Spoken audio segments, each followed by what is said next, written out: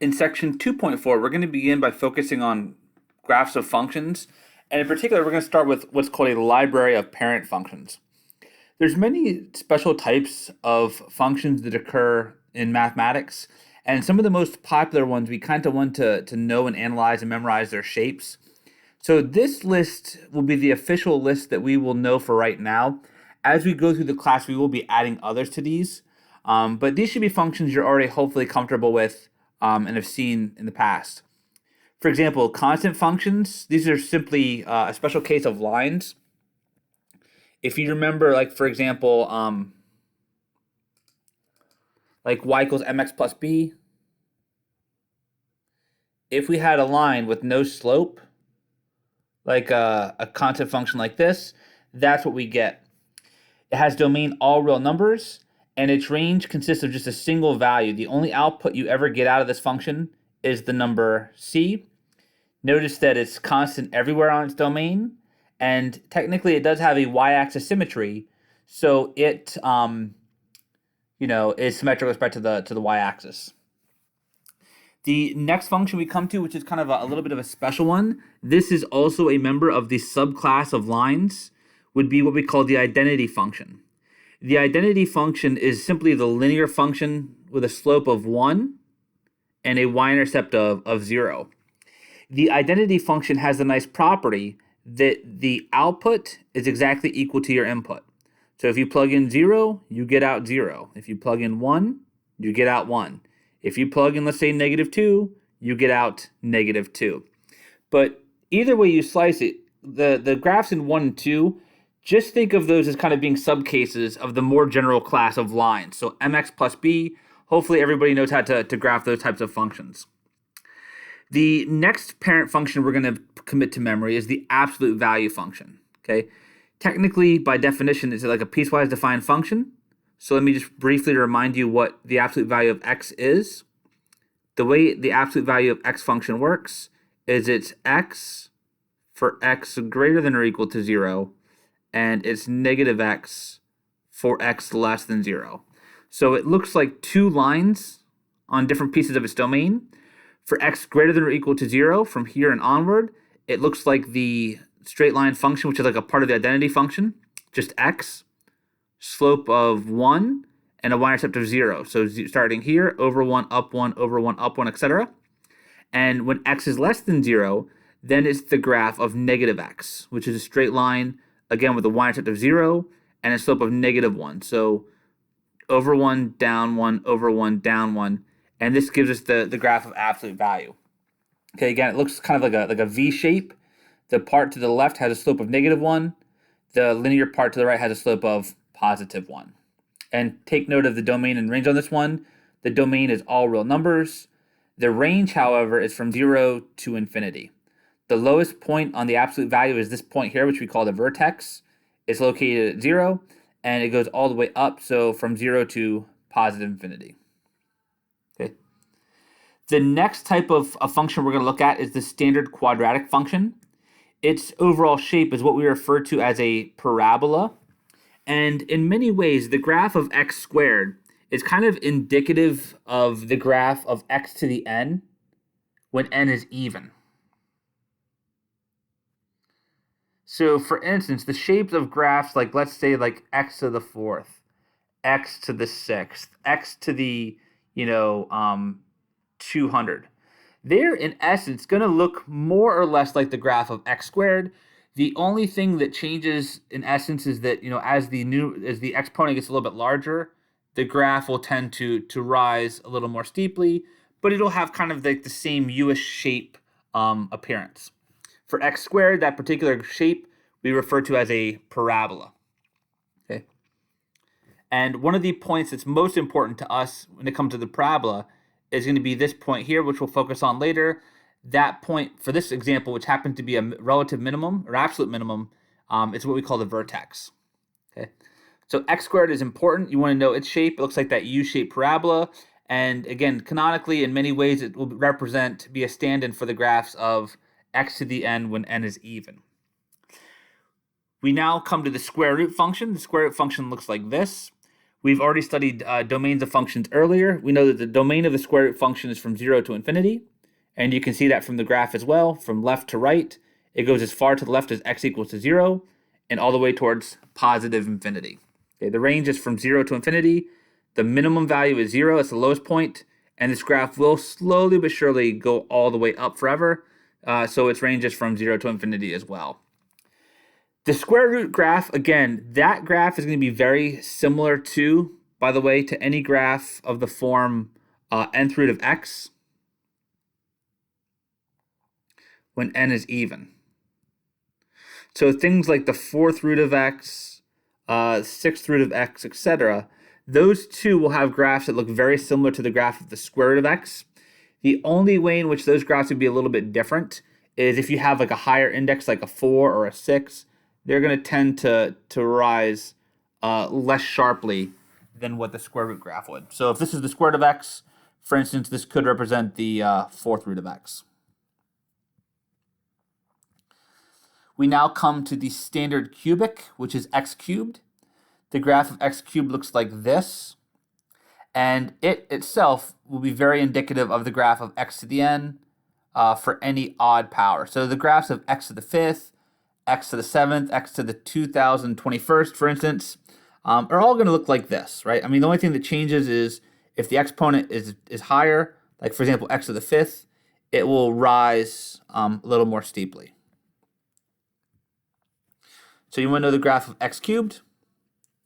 And then, for example, the cube root, which has the representative shape of the nth root of x for n odd,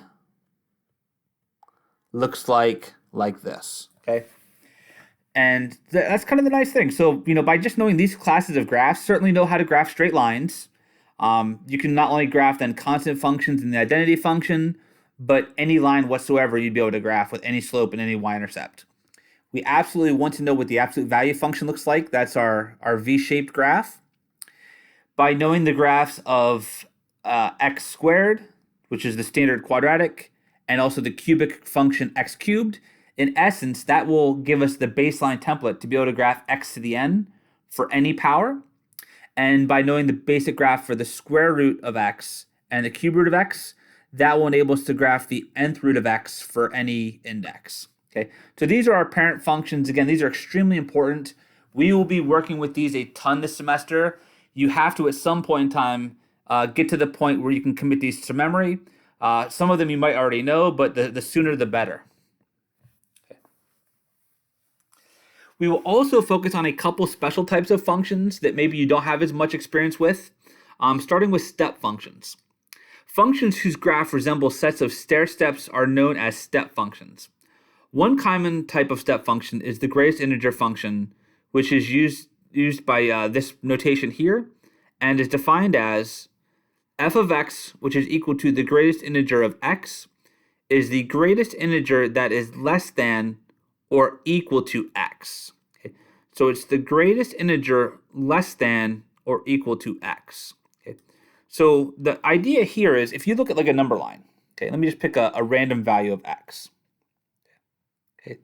There will be infinitely many numbers that are less than x. Okay. Now, of those infinitely many numbers that are less than x, for example, let's suppose that x is like 3.1. Okay. There are infinitely many numbers, not just whole numbers, but just real numbers in general that are going to be less than our 3.1. Of all of those numbers that are less than 3.1, meaning to the left of it, the integer that's the largest would be 3. So the greatest integer of 3.1, we would say would have the value 3. Because first of all, it's less than or equal to 3.1, and of all of the integers that are below it, it is the greatest one, right? So 3 is greater than 2, 1, 0, and such. If you wanted to get some practice kind of evaluating this, for example, the greatest integer of 3.7, that would be equal to 3. If you plug in an integer into the greatest integer function, it actually returns the same number back because it's greater than or equal to x. So if you have an integer on the inside, it's just going to be equal to that integer. So the greatest integer of 5 is 5. The greatest integer of negative 1.4 is going to be negative 2. Again, if you're looking at the number line, here's negative 1, here's negative 2. Negative 1.4 would be roughly about here, and the greatest integer that's less than it would be the value negative 2. And then the greatest integer of 1/10, if it helps, you can think of that as being like 0.1. 0.1 is like right here. The greatest integer that's less than it would be the value 0.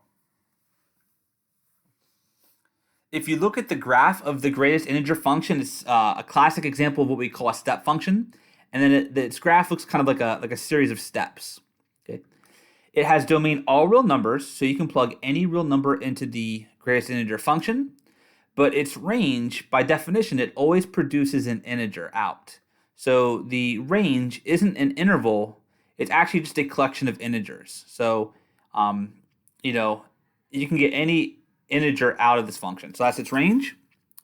Notice that it's constant in between integers and that the graph will have jumps at the integers. Okay, so that's kind of a hallmark of this function. Let's get a little bit of practice. Let's see if we can evaluate the function f of x equals the greatest integer of x plus 1 for the following values of x. Okay. Let's first of all do the greatest integer of f of negative 1. This is the greatest integer of negative 1 plus 1. Remember, the greatest integer function of an integer itself is just that integer. So this becomes negative 1 plus 1, which is equal to 0. If we plug 2 in, this is going to be very similar.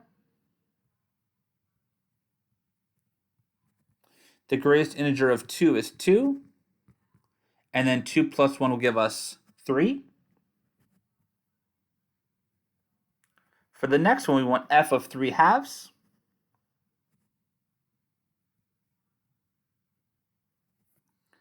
Three halves plus 1. If it helps, you can think of 3 halves as like 1.5. There are infinitely many integers that are less than 1.5, but the greatest of which would be the integer 1. And then 1 plus 1 would be equal to 2. So this is an example of the greatest integer function. We will see this in the class. The last thing we're going to look at is how to graph piecewise defined functions. We first encountered piecewise defined functions back in section 2.2, and simply put, what they are is they're functions that have different either equations or different pieces corresponding to different parts of its domain. The easiest way oftentimes to graph piecewise defined functions is just to graph each piece over its entirety and then just kind of erase or only use the part that you need. For example, if I just looked at the graph of 2x plus 3, that's a function that certainly we know how to graph. 2x plus 3 would be a line. It's of the form mx plus b with a slope of 2 and a y-intercept of 3. So I can go ahead and graph that, 2x plus 3. I would have a y-intercept of 3, which is right here, and then a slope of 2, which you can think of as 2 over 1. So good old school rise over run. I rise 2, run 1. Rise 2, run 1. And now if I were to go ahead and connect those dots, I can do a much better job than that. That's definitely not connecting dots. Let's try that again. Hey, there we go. So this would be the graph of 2x plus 3. Now, what we want to do, we have to kind of keep this all in context. F of x isn't 2x plus 3. It's only 2x plus 3 if x is less than or equal to 1. So what that's kind of telling us is we only have this graph for x is less than or equal to 1, which would start here. So I'm going to erase the portion of the graph that we don't need, which should be anything to the right of 1.